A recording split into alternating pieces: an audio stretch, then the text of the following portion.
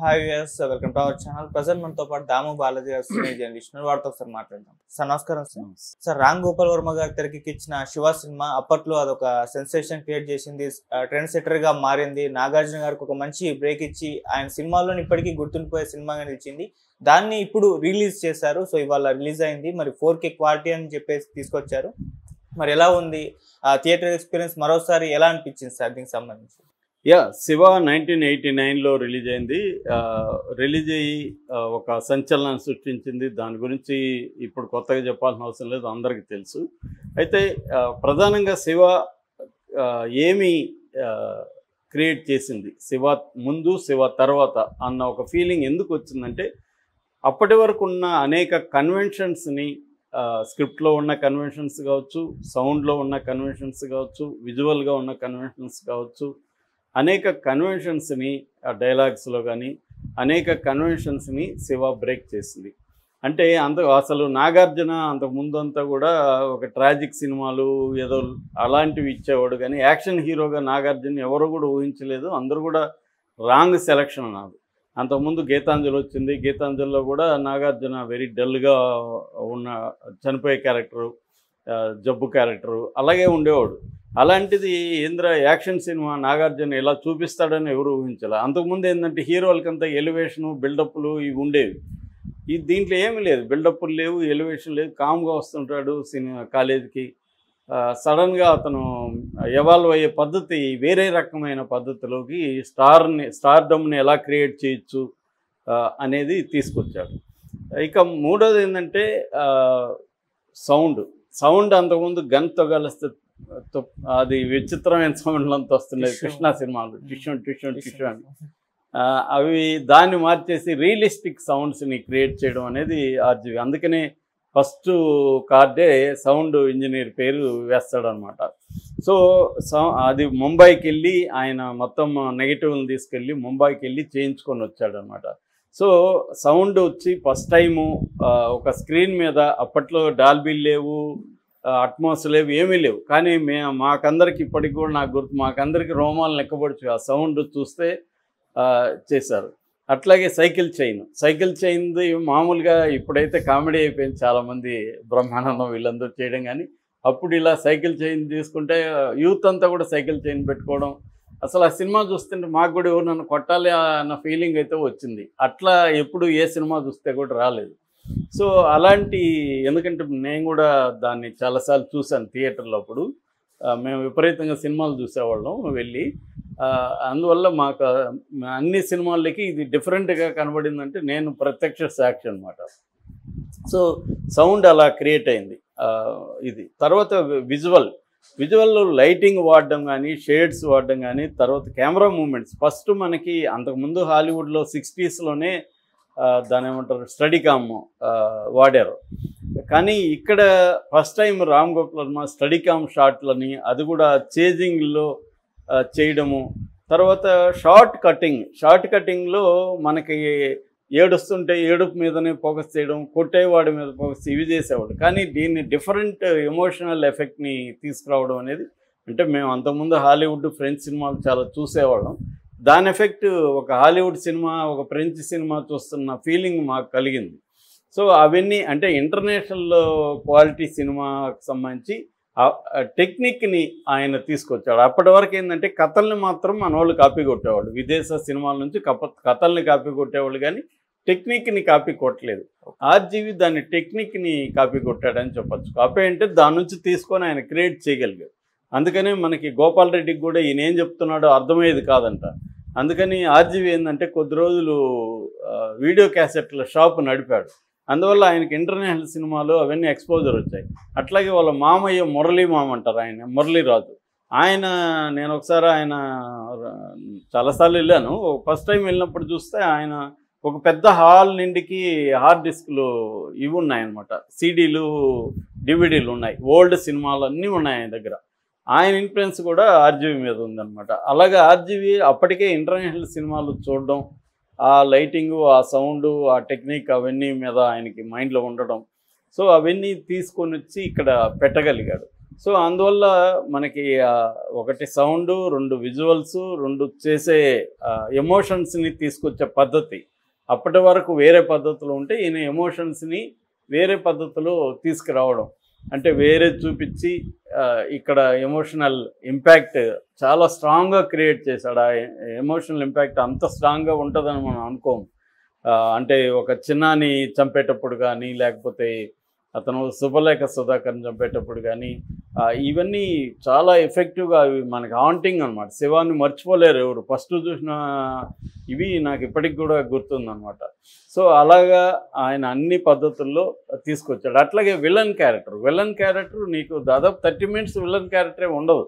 ఇప్పుడు ఎవడో తెలియదు మనకి విలన్, కానీ ఆ విలన్కి సంబంధించిన ఎఫెక్ట్ అంతా చూపిస్తూ వస్తాడు. ఆ లేయర్స్ని, అంటే ఒక విలన్ అనేవాడు ఇమ్మీడియట్గా వచ్చి మనకేందంటే ముందు నుంచి అరుస్తూ ఉంటాడు విలను, ఫస్ట్ షాట్లోనే దారుణంగా చంపుతాడు. ఈ టిపికల్ విలన్ క్యారెక్టర్ని మార్చేశాడు ఆర్జీవి. అసలు విలన్ కనబడకుండా విలన్ ఎఫెక్ట్ కనబడుతుంటుంది. అట్లాగే హీరోని ఎలా ఎలివేట్ చేయాలనే దగ్గర విలన్ ద్వారా హీరోని ఎలా ఎలివేట్ చేయాలి అంటే శివ ఎవడరా శివ అన్న డైలాగులు కానీ, అట్లాగే అప్పటి వరకు పెద్ద పెద్ద డైలాగులు ఉండేవి. మనకేంటంటే నాటకం నుంచి సినిమా ఇప్పటికి కూడా బయటపడట్లేదు. పేజీలు డైలాగులు చదువుతూ ఉండేవాడు. దీన్ని మార్చిన వాళ్ళల్లో విశ్వనాథ్ ఒకటి తెలుగులో, తర్వాత మన మణిరత్నం సినిమాల్లో కూడా చాలా తక్కువ డైలాగులు ఉంటాయి. దాన్ని ఆర్జీవి అడాప్ట్ చేసుకున్నాడు. ఆర్జీవి ఇది శివాలో కూడా చాలా తక్కువ డైలాగులు ఉంటాయి. ఎంత పర్ఫెక్ట్ ఉండాలో అంత ఉంది. ఇక 4వది బ్యాక్గ్రౌండ్ స్కోరు. అప్పటి వరకు ఇళయరాజా అంటే బ్యాక్గ్రౌండ్ స్కోర్లో ఎక్స్పర్టు. ఆయన ఇటాలియన్ గోబ్లిన్ బ్యాండ్స్లో నుంచి ఎక్కువ ఇన్స్పైర్ అయ్యాడు. మన గోబ్లిన్ బ్యాండ్ చూస్తే ఇళయరాజా ఎక్కడి నుంచి తీసుకున్నాడో తెలుస్తుంది. అలాగా ఆయన ఇంటర్నేషనల్గా బ్యాక్గ్రౌండ్ స్కోర్ని అడాప్ట్ చేసినా కూడా శివాలో బ్యాక్గ్రౌండ్ స్కోర్ వండర్ఫుల్గా ఉంటుంది. ఆర్జీవి చాలాసార్లు చెప్పాడు, ఆ చైన్ ఫైట్లో అప్పుడు ఆ బ్యాక్గ్రౌండ్ స్కోర్లో చిన్న ట్రాజిక్ బిట్ తీసుకున్నాడు ఇళయరాజా. ఆర్జీవి అడిగాడంట, ఏం సార్ ఇది యాక్షన్ సీన్ కదా, థ్రిల్లర్ మ్యూజిక్ ఉండాలి, మీరు ట్రాజిడీ ఇస్తున్నారంటే ఇళయరాజా చెప్పాడంటే, they are supposed to come to study here but they are instead of that they are fighting, it is tragedy కదా అన్న అంటే ఇళయరాజా. సో అది ఆర్జీవికి నచ్చింది. అంటే ఇంటర్ప్రెట్ చేయగలగాలి. మ్యూజిక్ అనేది అండర్లైన్ చేయకూడదు. అక్కడ ఫైట్ చేస్తుంటే మ్యూజిక్ కూడా ఫైట్ చేయకూడదు, నవ్వితే మ్యూజిక్ కూడా నవ్వడం అనేది అది రొటీన్ వ్యవహారం. అది అట్లా కాకుండా మ్యూజిక్ తన పద్ధతిలో ఎమోషన్ని ఇంటర్ప్రెట్ చేయగలగాలి. అది ఇళయరాజా పట్టుకున్నాడు అనమాట. సో ఆర్జీవి అలాగా మంచి టెక్నీషియన్లు. గోపాల్ రెడ్డి కూడా అంతకుముందు కూడా ఆయన మంచి కెమెరామెన్. ఈయన ప్రతిదీ గోపాల్ రెడ్డికి క్యాసెట్లు చూపించేవాడు. ఈ స్టైల్లో కావాలి, లైటింగ్ నాకు ఇలా కావాలి, ఇవి ఫ్రేమింగ్ ఇలా కావాలి, మొబిలిటీ ఇలా ఉండాలి, ఇవన్నీ ఆయన చూపించేవాడు. అట్లాగే సౌండ్ స్క్రిప్ట్ రాసుకున్నాడు ఆర్జీవి. అంటే ప్రతి సీన్లో సౌండ్ ఎలా ఉండాలి. మామూలుగా అప్పటి వరకు సౌండ్ స్క్రిప్ట్ అంటే ఎవరికి తెలియదు. సో ప్రతి దాంట్లో సౌండ్ డిజైన్ ఎలా ఉండాలనేది కూడా ఆర్జీవి రాసుకున్నాడు అనమాట. అట్లాగే రైటరు తనికెళ్ళ బర్ని చెప్పాడు. ఆయన కాలేజీ అనగానే కామెడీ సీన్లు రాశాడంట తనికెళ్ళ బర్ని. ఈయన ఒక్క కామెడీ కూడా ఉండడానికి లేదన్నాడట. సో ఒక్క జోక్ కూడా కాలేజీలో ఉండడానికి. అప్పటి వరకు ఏంటంటే కాలేజీలో కామెడీ సీన్లు, కాలేజ్ అంటే కామెడీ సీన్లే కదా, ఇప్పటికి కూడా అదే ఉంది, కానీ అది లేకుండా చేశాడు అనమాట ఆర్జీవి. అప్పుడు అనుకున్నారంట తనికెళ్ళ బర్ని మిగతా వాళ్ళందరూ, ఇది అటర్ ఫ్లాప్ సినిమా, మనోడు ఏదేందో చేస్తున్నాడు, జోక్స్ లేకపోతే ఎలా ఆడుతుంది అనుకున్నారంట. సో ఇక్కడ ఏంటంటే ఆర్జీవి గొప్పతనం ఒకటి, మొత్తం మేకింగ్ ఆఫ్ ద ఫిల్మ్ని, స్క్రిప్టులో దీన్ని కన్వెన్షన్స్ని బ్రేక్ చేయడం. 2 అన్నిటికంటే ఇంపార్టెంట్ నా దృష్టిలో తను అనుకున్నది చేయగలగడం.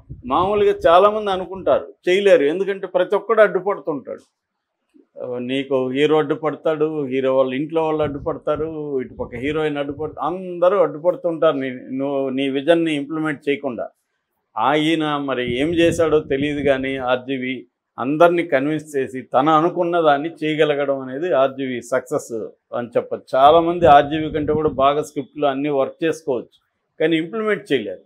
కానీ ఆర్జీవి ఇంప్లిమెంట్ చేయడంలో ఆయన స్ట్రాటజీ, ఆయన క్లవర్నెస్, ఇంటెలిజెన్స్, అంటే ఎవరిని ఎలా డీల్ చేయాలి, ఎవరిని ఎలా మ్యానిపులేట్ చేయాలి అనేది ఆర్జీవికి ఇప్పటికి కూడా ఆ లక్షణాలు బాగా ఉన్నాయి. అది డైరెక్టర్కి చాలా అవసరం, అది బాగా పనిచేస్తాయి అన్నమాట. చాలామంది మనం అనుకుంటాం కానీ అది ఇంప్లిమెంట్ చేయలేం. ప్రతి ఒక్కడు చివరికి ఫోకస్ పుల్లర్ కూడా డైరెక్ట్ చేసేస్తూ ఉంటాడు. వాడు హీరో అక్కడ ఉన్న ఆర్టిస్ట్కి వాడు కూడా డైరెక్షన్ చెప్తుంటాడు. అందరూ అంటే వేరే వాళ్ళని డైరెక్ట్ చేయనీయకుండా చూసుకోవడమే డైరెక్టర్స్ పని అని మేము అంటుంటాం. అలాగా ఆర్జీవి చేయగలిగాడు. అయితే ఇప్పుడు 36 ఏళ్ల తర్వాత ఈ సినిమాని ఎందుకు రిలీజ్ చేశారంటే ఇవాళ ఉన్న టెక్నాలజీని ఉపయోగించుకొని 4K క్వాలిటీలో చేయగలిగాడు. ఇమేజెస్ అంతా షార్ప్గా ఉన్నాయి. రెండోది సౌండ్ని డాల్బీ దీంట్లో తీసుకొచ్చి సౌండ్ ట్రాక్ మోనోలో ఉన్నింది. అది మోనోని 100 ట్రాక్లుగా డివైడ్ చేసి ఏఐ ద్వారా దాన్ని ఇప్పుడు డాల్బీ డిజిటల్ అట్మాస్లోకి తీసుకొచ్చారు. అందువల్ల సౌండ్ ఎఫెక్ట్లు ఇప్పుడు చూస్తే ఇంకా వండర్ఫుల్ ఉంది. ఇప్పుడు ఇవాళ ఉన్న టెక్నాలజీకి అప్పుడు థియేటర్ల క్వాలిటీ అంత ఉండేది కాదు మేము చూసిన కాలంలో. ఇవాళ వండర్ఫుల్గా ఉంది. బిగ్ స్క్రీన్ మీద చూస్తే సౌండ్స్, ఆ విజువల్స్, ఆ ఇంపాక్ట్ ఇంకా మోర్ పవర్ఫుల్గా ఉంది. కాబట్టి శివ చూసిన వాళ్ళైనా చూడని వాళ్ళైనా ఇవాళ ఖచ్చితంగా శివాని థియేటర్లో చూడాలా. ఈ మధ్య నేను గాడ్ ఫాదర్ కూడా థియేటర్లో చూసి నేను మా ఫ్రెండ్ గాడ్ ఫాదర్ షాక్ అయినాం. అంటే మేము గమనించిన అనేక విషయాలు గాడ్ ఫాదర్లో మళ్ళీ గమనించాం. అలాగే శివాలో కూడా శివ అనేక సార్లు చూసినా మళ్ళీ ఇప్పుడు బిగ్ స్క్రీన్ మీద చూస్తుంటే మనకి కొత్తగా అనిపిస్తుంది. చాలా సీన్లు అరే ఇది ఈ సీన్ ఇలా చేశాడా అన్న ఫీలింగ్ అయితే వస్తుంది.